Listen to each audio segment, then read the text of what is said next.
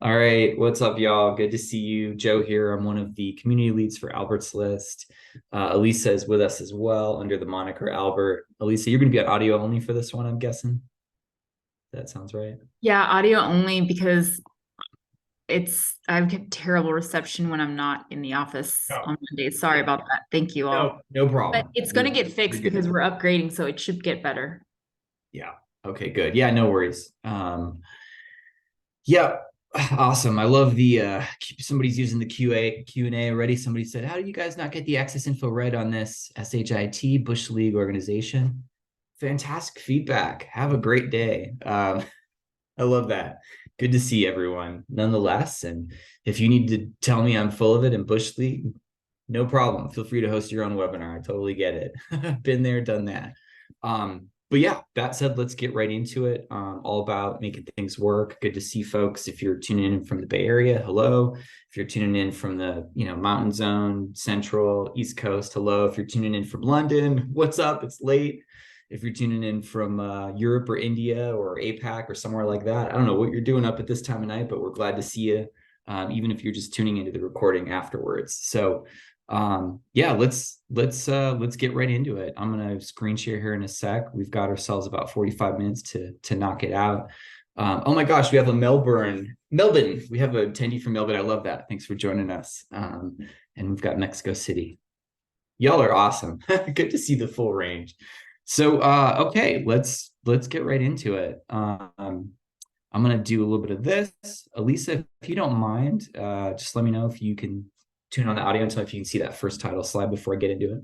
All set. You're good to go. Oh, awesome. Okay, wonderful.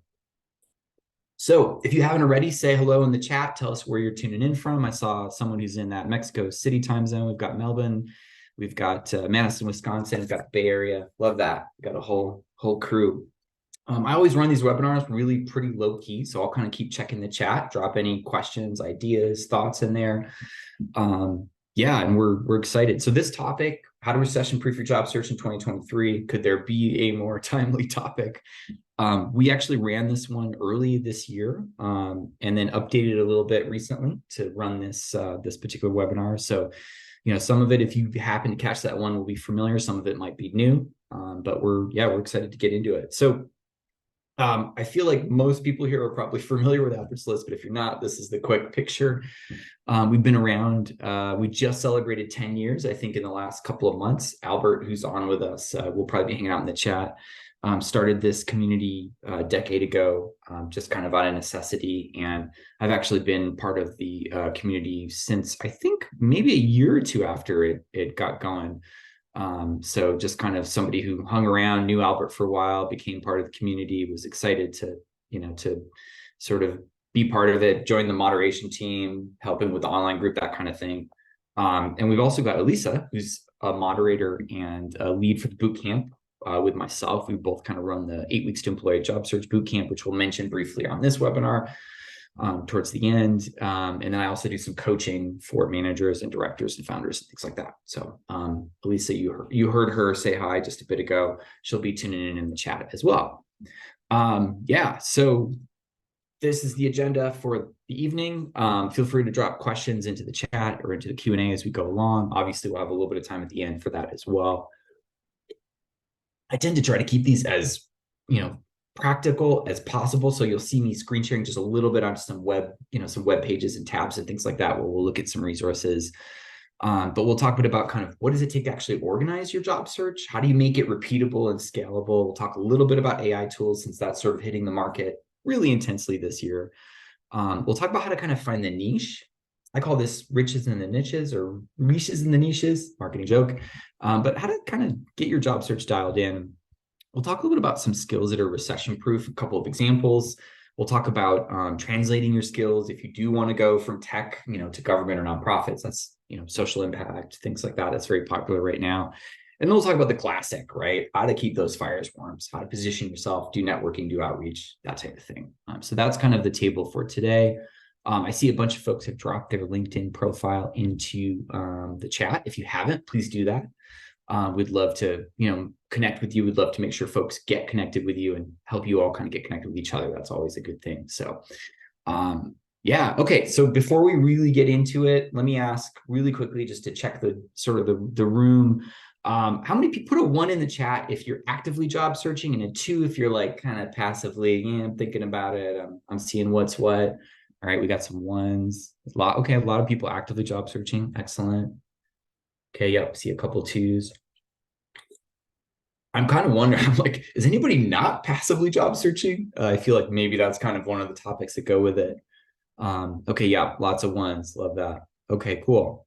Good mix. Yeah, definitely feel you on that one. Excellent. All right. So love that. Let's get right into it, and we'll talk a little bit more about that as we go along. If there's a particular job search area you're searching, feel free to drop a note into chat as well. Curious to hear about that. So let's talk about what it takes to create a scalable job search, and we'll kind of look a little bit AI tools. This could be a whole webinar just by itself, so I'm not going to go really, really deep here, but I do want to talk a little about some of the expertise that we have from the job search bootcamp we run, from the experiences we have with Albert's List as a community. These are some biggies, right? I don't think there's anything here that's going to make someone go, "Oh my gosh, I could not have believed this was a topic." So one of the things right off the bat is to be really, really clear as you stage your search. And so rather than over talking that, let me just show you this doc here. This is a kind of a template doc that we use in the job search bootcamp. And it's really about how to structure your job search. So if you haven't done something like this, and here's the tip, by the way, if you are in the same day of finding a bunch of jobs, applying to a bunch of jobs, and you have an interview, and you're also trying to do maybe entertain an offer or something else, then you probably haven't structured your job search in stages. And by the way, if you're doing all those things in one day or even in a couple of days, you probably feel a little bananas, right? Your brain is probably overloaded. So we recommend making sure to take the time early in the process to structure your search. Everybody's staging is going to look a little bit different. And by the way, and Elise, if you can find it, there's a link to all of our materials from the 8 Weeks to Employ Job Search. It's open source. So we just, whatever we use for the job search bootcamp, we share. If you haven't seen that before, make a copy of this doc, make a copy of all the docs that we have, where we encourage people to use it. This information should be used. But this particular doc kind of talks through staging, right? So there's this, how do you create a process for yourself as you're finding job opportunities? Scanning niche communities, that's an example. We'll talk a little more about that in a bit. How are you doing some networking? How are you making sure that you just have a lot of stuff coming in and going into the top of your queue? Another stage is sort of what I call, early research and screening, especially for those of you who are really trying to be, selective and maintain your boundaries about what works for you in the context of a workplace or a team or a hiring manager. There are some examples here of like creating a list of red flags, creating a list of green flags. These are things that are going to help you just kind of screen so they don't spend a lot of time in this, past this stage if it's not a fit. Another, stage is stage 3, which is kind of, we all know this one, right? How are you actually customizing your application materials? What are you doing around that? There's some checklist items here.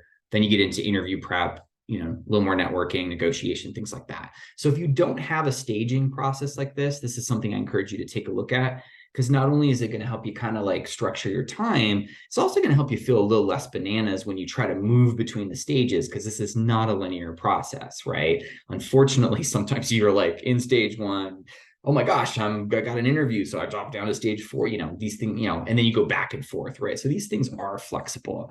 But if you don't have something like this, I think it's something that's, that's really useful. And let me grab, while I'm here, I'm going to just grab the full folder and make sure there's a bunch of docs here, which I'll refer to in a sec as well. But if you haven't had these, there you go. I'm going to I drop was that. about to say, Joe, can you share it? Because it wouldn't let me copy the link. Okay. Oh, yeah. Okay, cool. Yeah, no problem. Awesome. I'm just going back and looking through. We've got some folks in technical program and project management, gaming and entertainment, UX design, user experience. Love that. Okay, wonderful. Yeah, I just dropped that Google Doc or Google Drive folder in. This should be set to public access. If you do have an issue accessing this folder or any of the docs in it, don't worry. I always send out a link with the recording for the webinar also, as well as the Drive folder. But there's a bunch of stuff in here, which I'll get into a little bit more in depth. I just wanted to make sure you had that. And you can, you go to the top.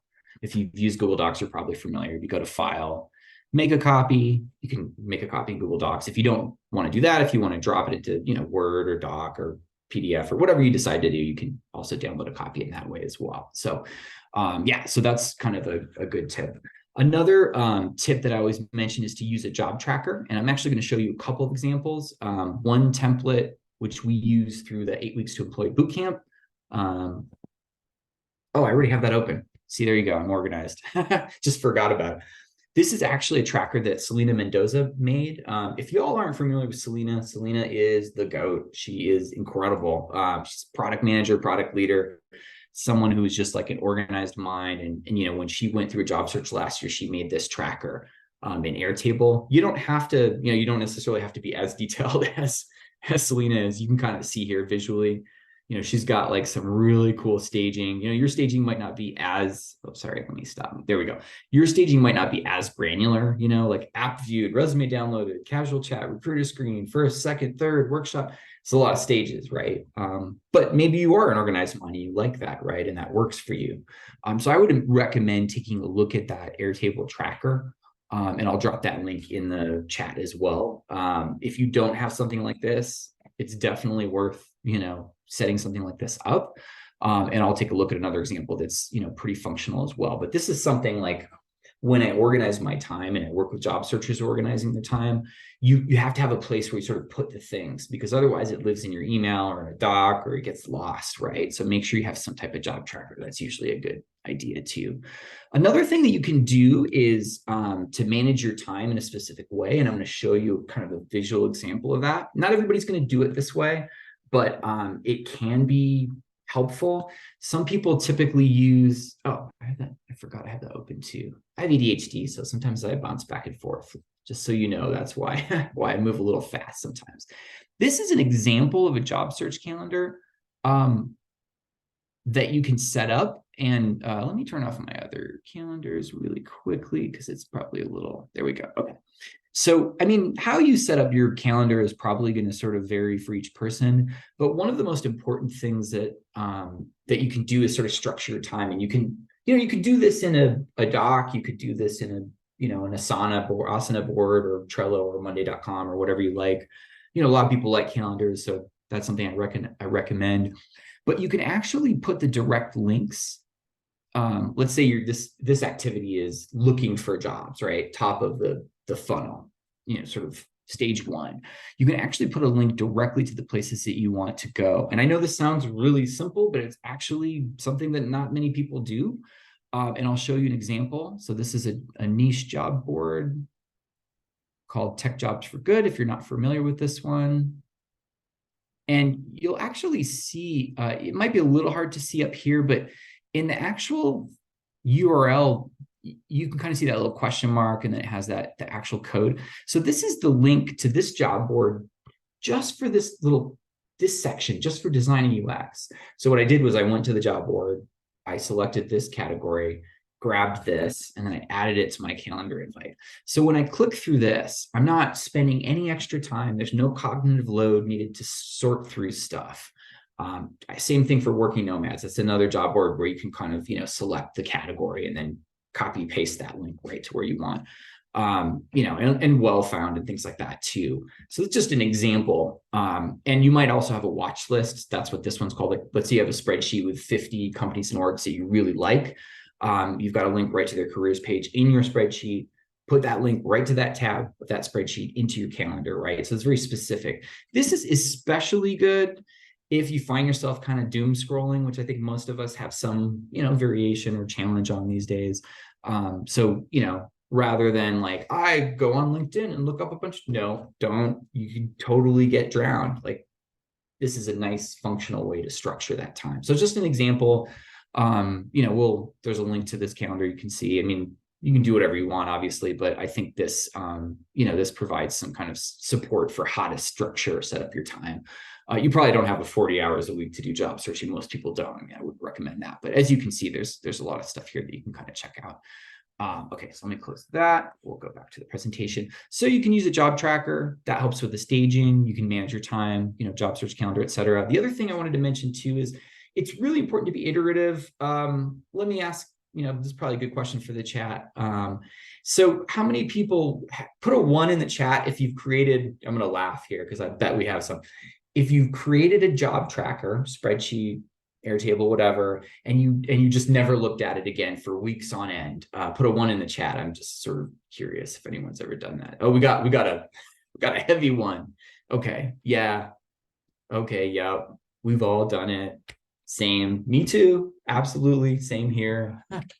Most people, when we do the job search bootcamp, most people have to kind of go like, yeah, wow, I just like put this thing in here and I never looked at it again. So part of that is, first of all, you're not the only one, as I think Christina said it. Yeah, you're definitely not the only one. I think people are very, familiar with this. The key is not to penalize yourself when you sort of fall off, but just keep going back to it, right? Iterate. If something about it doesn't work, change it. That's a good thing. So, okay. One other topic under this category, which I think is really important, and then we'll kind of speed through the other stuff, is like, what do you do with the whole AI tools thing? And I'd be curious to see if you've used any of these AI tools that are mentioned here. I know I saw someone mention Teal already, but if you've used other tools, feel free to drop a note on any ones you like, or maybe don't like it to chat. One thing that I do want to mention without getting really heavy duty into kind of, because there's a lot of AI tools, is the most important thing is to be clear about when and where you're using these AI tools. And so that's part of why that staging is really important, because and I don't know if anybody's had this happen, but I have seen it now with job seekers at least a couple of times where, you're using this tool to kind of just rewrite your whole resume, and, or maybe just do all of your interview prep, and you get caught, not by the employer, but you sort of get caught because there's something in it that's wrong. It's like fake or inaccurate information as you're preparing for an interview or in your resume or cover letter, whatever it is. And that is an example of a lot of things. There's a lot of problems with AI tools, databases, bias exclusion, shitty data sets. I won't go into that because that's a whole topic I could really get into. But one of the biggest problems is an accuracy problem, right? And so I would never recommend, if you're just starting to use AI tools, I would never recommend just sort of doing it right off the bat 100%. Be strategic about it. So as an example, instead of going to Kick Resume or another thing and just having it rewrite your entire resume, do a little of that initial work, create a rough draft, and then copy paste a piece of it. Say, hey, can you reword this to be a little stronger and feel like add some action verbs? That's a command that you can give Bard or ChatGPT or another LLM tool to reword something. So that's a great use of it, right? Use it strategically to update your resume, but don't use it to replace everything. I think particularly right now, as these tools are sort of coming online and there's not a lot of visibility into how they work, and there's bad data and things like that, it's important to be really strategic about it. There's also there's also an article here from Zapier that I like. It got written several months ago. They've kept it updated. There's some really good tools in there. Again, you'll get the presentation with all the links, but I'm going to go ahead and just drop that one in for folks who are new as well. Oops, hang on, there we go. Perfect. Yeah, so if you haven't, seen this particular article, I think it's a good primer and a good place to start. There we go. Oops, hang on. Almost copy pasted the wrong thing. Sometimes my Mac doesn't always. There we go. Perfect. Yeah, so that's in the chat. Good place to start if you're kind of trying to understand some of the places staging in that funnel, like finding jobs, customized materials, interview prep. There's some stuff in this article that it really gets into, which I think is really, really useful. Yeah, and agreed. I think a couple of people have mentioned that they use it for cover letter and resume, requires a lot of commands. Yeah. Again, being specific, right? Have it rewrite part of your resume or cover letter. Have it rewrite a few sentences. Those are good strategies. I think that they're really smart and they work well. The other thing that I wanted to mention is I just started using Teal. Every job seeker that I know seems to love it. So if you haven't used Teal, it's really great. I'm just using it to kind of test it out. But it has a resume builder where you can export stuff really easily. So that's nice. You can create separate versions and things like that. Probably a little more streamlined than Google Drive. You can also add context. So there's a networking function. You can do a company watch list. So I mentioned that, spreadsheets, very easy to do that, but I think this might also be a way to do it. You could play with that, right? So Textio, here's a link right to Textio's page. Great tech startup, by the way. They do a lot of interesting stuff around natural language processing, NLP. So, again, this is another way, instead of getting lost in social media or spending a lot of time Google, you can track your companies, in this case, with Teal. So really good sort of tool for that purpose as well. I mentioned Kick Resume. That's another builder. JobScan, I think a lot of folks have used. Again, they're starting to use AI for some of the matching between your resume and the job descriptions and things like that. So that can be really helpful as well. So, definitely get in there and try it if you haven't, but be strategic, use it a little bit at first. You kind of start small. Don't let it replace everything that you're doing, because I think that's, that could lead to some particular issues that can come up. So. Yeah, I just wanted to throw my quick Yeah. 2 cents here. I think so. We're happy to share a lot of the tools that Joe, myself, Albert, and Lucy, and a couple other volunteers have created. It's all open source. But that said, it's a lot of information. There's a lot of AI tools out there. There's a lot of templates. So for people that are actively job searching, it can still be overwhelming. So it's kind of like, if you're ready to go and you have a really organized system, like, have at it, use those tools and let us know what works and what doesn't, so we can continually refine it for the community. But if you need if you need more rigor to your job search, that's kind of what we do about 3 times a year. The fall boot camp is for. It's for people that need more of a guided approach and want kind of a hybrid version of leveraging AI tools, as well as just resume templates, and having coaches help do working sessions. So live working sessions to get through the process, whether it's cold outreach, networking, or mock interviews. So just kind of sharing the context for it. It's like, if you need resources, we got you. But if you need more of a tailored approach, like accountability, a community that's kind of in a similar space as you, just ping us for that, because there is a place for it. Yes. And I'm not, everybody sort of who has interacted with me knows I'm not a heavy sell person, but we do run the 8 weeks to employ boot camp that Lisa's kind of alluding to. And we'll drop a link into that, and you can take a look at that. And if it looks like something that's a match, we'd love to have you on board. If you have questions, you can let us know too. Okay, so let me speed us through. I'm gonna speed us up to keep us rolling so that we don't get too lost, because I started us kind of late. Strategy 2, look for riches in the niches. This is kind of like a marketing speak thing. Folks who've done marketing know this one. It's a little bit of an SEO joke. But I've, been in that field for a long time, or, was in that field for a long time now, kind of doing other stuff. So I think when you're thinking about like how to find potential targets, like, long story short, the goal is to be sort of somewhere between like, I'd like a job at a company with people, which is like good. I don't know what that means. That's everyone, right? It's too big, too wide a scope. And then if you're way too specific on the other end, you're like, well, I want to work at a company that, does environmental engineering, but it has to be in Yuma, Arizona, and there can only be 3 to 5 employees. That's like probably one company, right? So anyway, long story short, you try to find kind of that middle ground, or that angle. So this is an example, right? Let's say you want to get into startups in tech, Series B, social impact startup with no layoffs. Cool. That might even be a little narrow, probably needs to be a little bit bigger, but basically you can create watch lists around these kinds of targeted categories. If you can find something that's kind of in that middle ground, be specific, but not too specific, create a watch list around that. Go research those people on LinkedIn, even if they're not active, follow them on LinkedIn. If you want, you can add them to a contact sheet for networking purposes. But, odds are if there's a job that comes up, they're going to post it, right? Even if they're not super active on LinkedIn, that's the place where people go to post jobs. And I'm a big fan of Shani Ben-Zur. I think actually Shani, that's already open. I think Shani actually just finished up a tour as the CMO at Crunchbase, and is now doing some consulting, some other stuff. But this post from last year has some really great, kind of specificity about how to use filters on Crunchbase to find companies that have done layoffs or not done layoffs. And so I won't make you read all that text in there really heavily, but I'm going to drop that link in so you can take a look at that on LinkedIn. And of course, it'll be in the deck that we send as well. But, long story short, there are ways you can find it. You can use Crunchbase, you can use Wellfound. You can use other kinds of databases or things like that to research companies to find lookalikes. And she mentions that in here too. But I think lookalikes are another thing that's really helpful. Like, oh, I found a company or organization or a team that I really like. How do I find more like this? There's databases that can help you do that. So that can be really, really helpful. And the other thing I mentioned too is, it's in the deck, but there's a link at the bottom of this page. This is a resource page I keep for job seekers that has a list of job boards. This is just my list that I curate and have curated for many years. There's about 25 on here.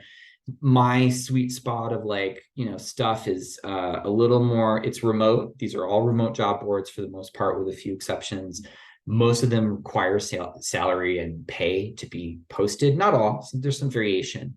And many of them are like comms jobs, all the way into, marketing, design, engineering, customer success, customer support, and then social impact, social good, progressive spaces, kind of. So everything that's my category of mishmashes, right? So I'll drop you the link. You can see that. And you can, feel free to copy paste any of these that you want, right? To put on your own list. But the bottom line is to have a list of newsletters, niche job boards, et cetera. These are places where you can be more proactive rather than just kind of waiting for, LinkedIn and Indeed and ZipRecruiter notifications to come in. These are good places to find jobs. Also great places to find orgs, because here's an example. I do these, a few folks know I do these remote job posts, usually once every week to week and a half.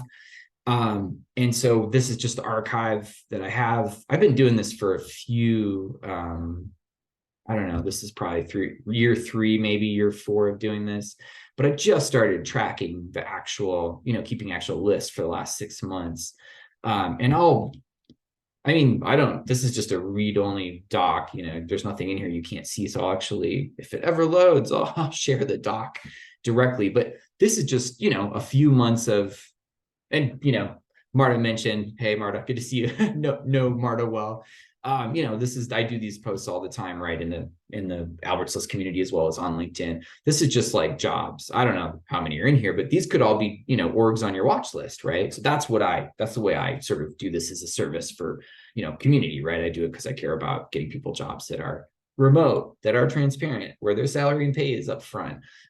So, if you don't have a watch list of orgs, this may be a good way to start it. Let's see. There you go. Okay, there's a doc. Feel free to copy, paste, make a copy, whatever you like. And same thing for anything on this list that I mentioned as well. Feel free to, this is all kind of open source stuff. But again, you're going to want to have your own watch list, obviously. And in that watch list, you're going to follow people, et cetera. So that's just a little bit of a flavor of an example of how to kind of get into it. Other research tools that you can do. I mentioned the job. This is the link there that I mentioned to my site. That's lots of stuff. You can use public earnings. So one of your targets might be like design companies that are public. GoPro, there's a good example. Design companies that are public, that have had a positive earnings year over year within the last 4 quarters. I don't know if that's a good target or not, but you could do that, right? You can also look up news releases on wire services like PR Newswire and Business Wire. You can use Google Alerts if you're really into meditation apps, especially for solopreneurs and entrepreneurs. This search will probably net you a bunch of them, right? So those are all kinds of examples. I mean, everybody's going to do a little bit differently, but these are all examples of ways that you can kind of start to create some niches for yourself to follow and that you feel good about. Okay, let me check our chat, make sure I didn't miss anything. Yep, drop some things in here. Yes. Okay, cool. So strategy 3, here we go. Highlight recession-proof skills. This one will be a little faster because I don't need to open any tabs for this one, I don't think. So I think there's a lot of room for this particular topic, but an example would be data. Everybody sort of knows data is the foundation of almost every business now, right? Collects some type of data, even if it's still kind of not highly functional or, smoothly integrated or whatever. There's actually a lot of skill sets within data. So I mentioned gathering, formatting, and hygiene. Another aspect of that is like presenting data, analyzing data, developing strategy around data, quantitative versus qualitative, storytelling, et cetera. This is a really, really, I challenge you to find a job, anyone who's currently employed or moving careers or whatever. I challenge you to find a job where talking about your ability to use data is not an asset, right? So this is a really important example of a skill set that's going to go there. And by the way, I know everyone's kind of like AI, AI is the future, and either you're going to get replaced or you're going to learn how to use AI. Yeah, that's true to some extent. But even more important at the foundation of all that is data, right? Because AI is going to require good data, clean, transparent data to be workable. Otherwise, it's going to be shitstorm. Sorry, cursing, but there's no other way to say that one. Also, when you think about data skills, you can think about sort of recession-proof stuff. So, this is just an article that Hannah Morgan, Career Sherpa, if you don't know, her blog is fantastic. Lots of good stuff. Great career coach. She talks about kind of like career or recession-proof jobs, but these are also sort of recession-proof industries, healthcare, right? That's a place where that's always going to be there. The government, that's another place. Law enforcement, firefighting, public utilities, pharmacies, actuaries, insurance. These are all industries that aren't going to suddenly go away, even in a recession, right? There's still a lot of core work, and there's a lot of data that underpins all of that, right? So these are the kinds of things that, that are definitely going to fit into that recession-proof skills category.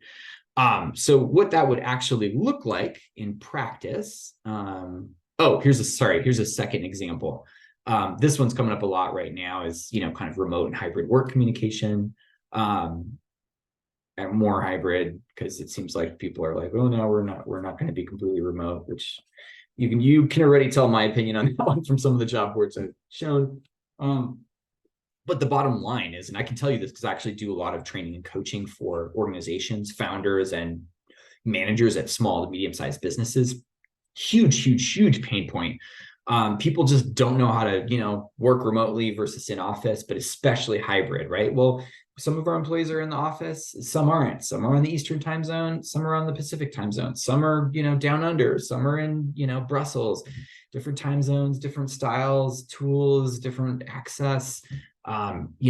The ability to work in this fashion and, work with like effective asynchronous communication, different tools, high value to almost any business right now. So what does it actually look like in practice?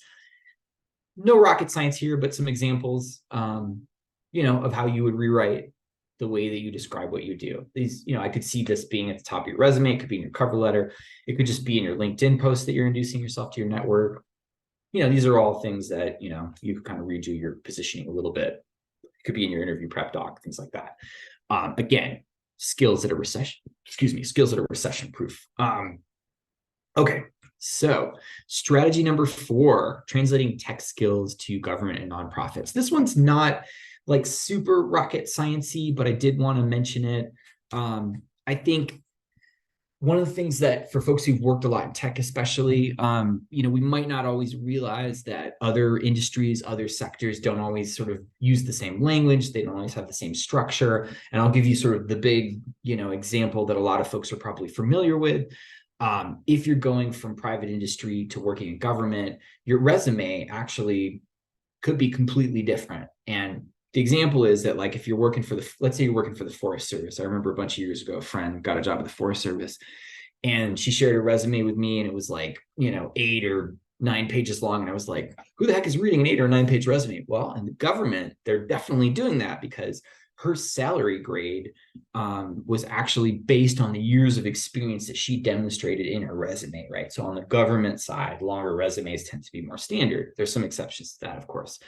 So it's important to know when you go switch industries or sectors or make a big change like that from private to government, to know what the rules of the road are. And I think the absolute best way to do that, right, is to do informational interviews and introductions.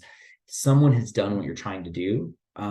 So go find that person and ask them about it, and make sure that you're, getting good information. And I think, one of the easiest ways to do that, we all think about some of these job search sites as, the best place to find a job, but they're really just databases to find people, at their best, right? So use LinkedIn for that purpose. Government orgs don't have a customer success manager, for example. Nonprofits may not have a customer success manager. That role may be more like customer outreach or community outreach or, director of training or, director of, community outreach or director of something like that, right? The language is different. The title is different. So, make sure that you're taking the time to find people in those roles. And sometimes it takes a little bit of, hunting, but primarily talk to people who've done it or know what it's about. And there tend to be sort of connectors, like people who translate those things. Oh, I went from tech to nonprofits. Here's everything I know about that. not everybody shares all that, but there are usually some people who share that kind of stuff. That's helpful. And another way you can kind of get into it, as Diego Granados has a really nice post about this, is sort of how to find hiring managers. This one could be in the how to find, opportunities, as well as the, how to find people category. So I'll drop this in as an example again as well into chat. And let me check the chat so I'm not losing my. And by the way, has anybody moved from tech into government or nonprofits or another kind of area? I'd be curious to hear that in the chat. Oh, good. I love there's a couple of resources. Excellent. Love that in there. Yes, yes, yes. I love when people drop resources. You're always welcome to do that. Okay, cool. Tell us that, yeah, we've got at least a person or two has made the switch. Very different to move from one, one industry or one sector to another when there's, the habits and norms tend to be very different as well. Okay, so strategy number 5, like how I'm keeping us on point, going really fast. And by the way, questions, thoughts, feel free to put feedback in the chat. I love everybody here is rolling along. That's awesome. Using the Q&A, fantastic. We love to see that. And thanks, Elisa and Albert, for helping to man the Q&A as well, because that's an area I'm not always able to pay attention to everything all at once. So strategy number 5, this is guess what's in this bucket. Just guess. it's networking, right? Everyone's like, duh, yeah, I get it. When we do the job search bootcamp, and I already shared the link to this, our open source materials, Elisa mentioned as well, tips, templates, etc. There's actually a doc in there that's titled Outreach Templates, Messages and Scripts. It's got dozens of like copy paste. You can take this and rewrite it kind of things in it. When we run the bootcamp, we really talk about like, how do you create conversation with people? And I think one of the best ways to do it is just to be realistic about the ask. And so that there's a doc that I mentioned that has that kind of that theory and how to use it and some examples of it. So I think that's really helpful, particularly if you're someone that's like, I don't really like networking, or I feel kind of introverted. Yeah, no, I get that. Makes total sense. Everybody has a different style. But making sure that you're visible and transparent, and that you're reaching out to people and making some time in your calendar, right? In the way you manage your time, to do some informational reviews, to reach out to past colleagues, to reach out to, potential people, to ask them about how they made a pivot from tech to government, or, customer support to, analytics or engineering or something like that. Those are all really important ways to reach out to people that are useful. And so I really believe in that second thing, which is like, everything's a conversation, right? You don't need to send a 6-page, and let me just orient that. Just like no one reads the 6-page anything anymore. Some people scan the resume, but no one reads 6 pages of anything anymore. Same thing with outreach, right? Keep it simple. Try to, make it one ask at a time. Don't send an email with like, hi, James, would you be open to a quick chat? I'd love to learn about how you pivoted from government. Also, I noticed you went to Boston College. I went to Boston College. Did you like Boston College? Also, I noticed that you moved from London to. Don't do that, right? Don't be the person who's like, I just met this somebody, or I'm re-meeting or warming up an old colleague or a contact, and you're like hitting them with like 8 different things. That increases cognitive load for the person. They're less likely to respond. So keep it small, keep it concrete. Take the time to warm up and build a relationship. That's one of the best things I can say about networking. Okay, so Elisa, you're welcome to chime in. This is kind of the last part where I just mentioned really quickly that we run the 8 Weeks to Employed Bootcamp. This is a job search bootcamp that we've been running since about 2020. We just kind of naturally evolved into doing it out of the Albert's community. This was kind of like a checklist that Albert created for his own job search. And we were like, yeah, let's run a boot camp. So we've been running that for about 3-4 years now, 3.5, I guess, officially. And we really kind of roll you through, in the course of 8 weeks, a whole bunch of the basics, right? We talk about like how to position yourself, understanding where you're at, what you want in your career. We talk about kind of core materials. We talk about networking, of course. We talk about interviewing and interview prep.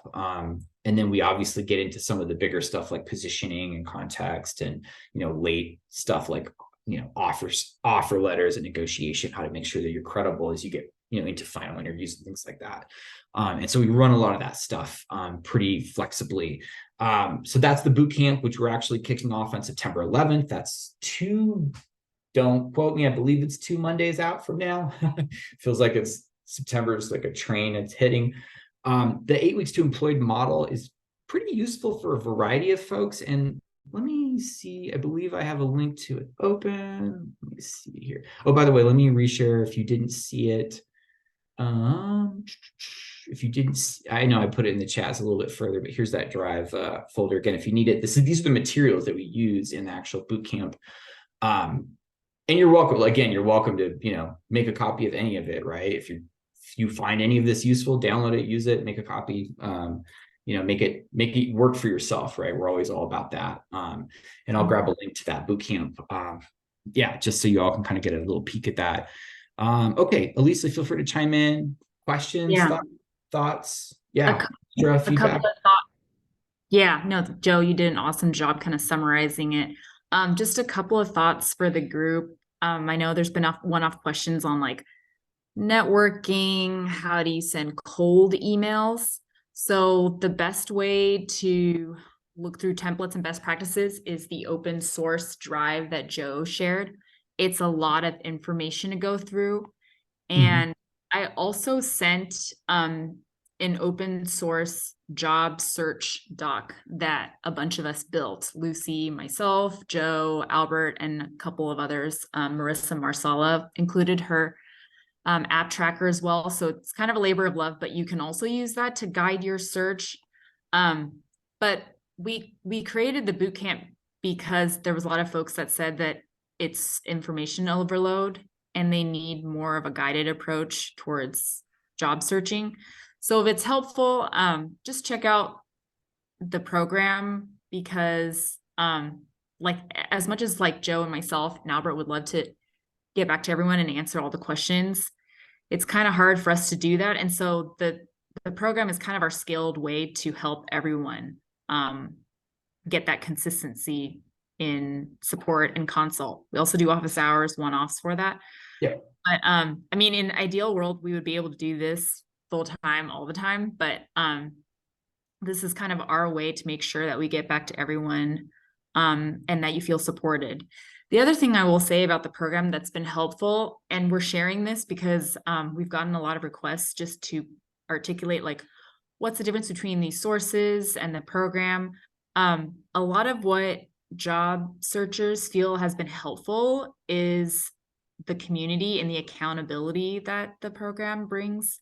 And I don't have a better example than this, but I used to be in the CrossFit cult. I used to work out a lot. Ah, you were part of Um, that. that Okay, was part of nice. the yeah, exactly. The best way I can put Love it that. is I can't work out alone. Like the Yeah. whole 24-hour thing, me trying to lift heavy weights doesn't work. So for me, what works is being in a group setting, kind of people showing up and saying, hey, you need to be lifting heavier, as in like, hey, you need to be doing 5 more apps, quality apps today. So for me, I really feel like the value add of the community, the program is every Monday we meet and everybody kind of shares where they're at. And people ask questions, people keep each other accountable. And they also do practice sessions with each other. Like Carla, who's one of our past program participants, she frequently volunteers and does resume checks and interview sessions. We also have a bunch of recruiters that volunteer and do mock live interviews. So you have the resources. If you want the opportunities to practice, we're here. But I think the community and the accountability is probably a big component to pushing everyone that joins to getting the job offer. Yeah. I So think that's spot on. And I'll let me share screen again really quick just to show you. If you all remember that doc that I showed you at the beginning about like structuring your job search in stages, there's a lot here. And precisely to your point, Elisa, it really, really, really, really helps to have people who are like in the process, peers, right? Job seekers who are with you, have some the coaches. That's why Elisa and I run in. One of the Q&A questions was like, who are the leads for the boot camp? That's myself, Joe. That's Elisa, who's one of the other community moderators. We've been running the boot camps for 3 years, so we've kind of done this a bunch of times. It's sort of tried and true at this point. And we work with you and kind of advise you and support you. You've also got some job seekers that are in the boot camp. That helps keep that accountability and that community piece. And just to be totally honest with you, like it's one of the reasons we love the boot camp, but also just in general, if you don't have a community of people around you like that, whether it's with us or somewhere else, it's going to be very hard to keep your job search because you're going to feel isolated. When you fall off your tracker, or you fall off sort of, applying, or you just, whatever happens, life happens, right? If you don't have a community and accountability, it gets a lot harder to keep going. It's just true. And we all know that. Albert can say that for his own job search. I can say that for my job search in the past. Elisa, you can definitely attest to that. We all know how that works. So, yeah. Elisa, any other thoughts? Anything I'm missing? The other thing I wanted to add is I just resurfaced an open source job searcher doc. I'll just put the link. Joe, I don't know if you can screen share it, but it's something that we built earlier on when there was heavy amount of tech layoffs. It's not geared towards tech, but I just wanted everyone to see it for people that that are very disciplined and can job search on their own. That's a great way to organize your job search. So I'll put it in the chat again. And then Joe, if you want, you can share it. I just opened it up so everyone should be able to access it, but it's a good way to kind of organize your approach. Yeah. Excellent. I know someone asked a question as well about like, who are the instructors, the leads? I mentioned that's myself and Lisa. I'll drop my bio in there. I don't know, Lisa, if you have a formal bio or you're just sort of all around expert at all things job search through your experience, but your LinkedIn profile, I think will usually help people kind of get up to speed. Yeah, we can send our LinkedIn docs. That's the best way to get a hold of us. I also just popped in the open source doc. Joe, if you want to share that, I can just spend 20 seconds to run through. Yeah. Give me one sec. I'm just copy pasting. There's my LinkedIn as well. Let me open that and then I'll screen share. There we go. That should, okay. Oh yeah, perfect. We're up to, it's up. Okay. I'll switch tabs as needed. So yeah, I was gonna say, I won't run through all of it, but for folks that want to take a look, feel free to use that however you see fit. But there's a bunch of different tabs. The getting started is what we created for folks, depending on if you're passively looking, actively applying for jobs, or you're wanting to brush up on networking or contribute to Albert's community. You can it'll guide you to what you should be doing. And then the tabs, depending on what your goal is, will gear you towards that. So that's basically it.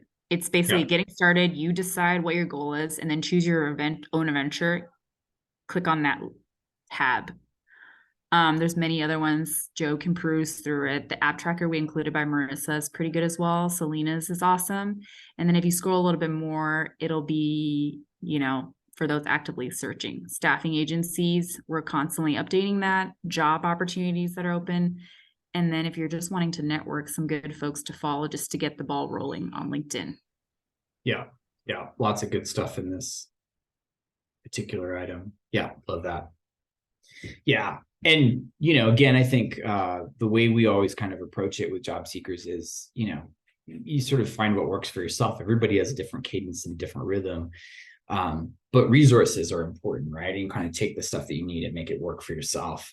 And that, again, everybody stylistically is going to be a little different, but I think the accountability and kind of having a community of job seekers that you've been with, really, really, really helpful. And also, I think looking for people that you resonate with, like that are also kind of in the same space that you're in, right? Because and I'll give you an example, one of the things that typically happens in the boot camp is we have people kind of end up, not always intentionally, but, we help with interview prep and things like that, but people end up in little clusters. They're like, oh, are you going to do some interviews in a couple of weeks? Great. Well, me too. Let's do a little back and forth. I need some help on this question. Let's do some mock interviews.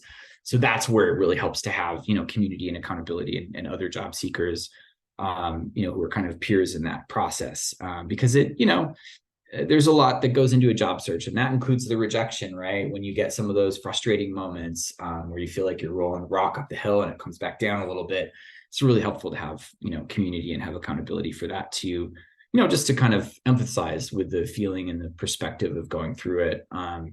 and I always tell people that too. I mean, Elisa and, Albert, no, I always say this. I'm like, through community, all things are possible.